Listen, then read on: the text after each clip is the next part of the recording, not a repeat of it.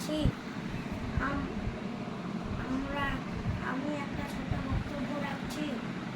আমরা যত ছোট ছোট শিশু আছি, আমাদের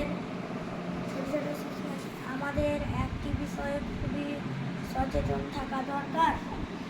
স্কুলে যাওয়ার সময় রাস্তার বাম সাইড দিয়ে যাব। স্কুলে যাওয়ার সময় বন্ধুরা ধাক্কাধাক্কি হুড়াহুড়ি করতে করতে যাব না।